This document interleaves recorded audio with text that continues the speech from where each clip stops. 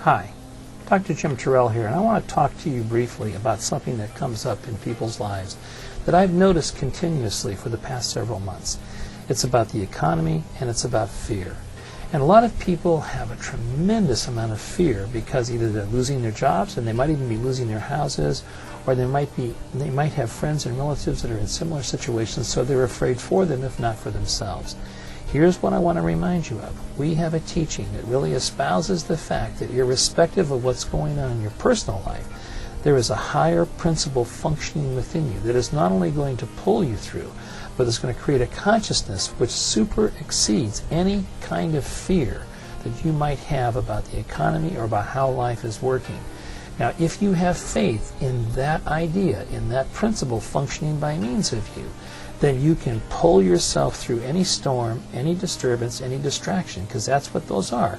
They're storms, they're disturbances, and they're distractions, and they have nothing to do with the real you, the you that is there present as an expression of God's love.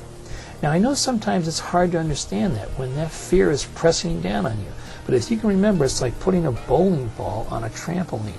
If you put the bowling ball on the trampoline sinks down, and everything is pulled into the weight of that thought.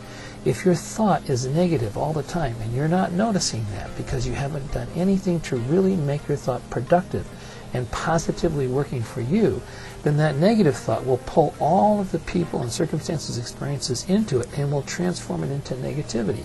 That is something none of us can afford to do.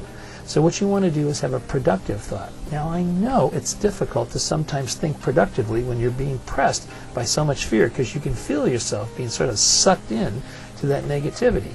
And that's when you have to say, you know, that may be a fact, but it's simply not the truth.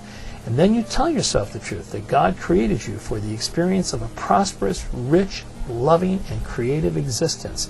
And you keep telling yourself that truth so you can put the weight of that idea on that trampoline, on that presence of life, which is like a time-space continuum. But you're the one who's weighting that idea of productivity instead of negativity. And that will pull to you the resources necessary for your greatest success. Remember, it's not the storm that's going to define who you are. It's the sailor. It's the person who moves through that storm, who stays the course in principle. You can trust God, and that's the only way to succeed in happiness. Matter of fact, I'm going to be talking this Sunday about decide to be happy. That's this Sunday on 9/11. And we're also going to have that wonderful event over at the Crystal Court, where the Crate and Barrel store is, and Macy's Home Store.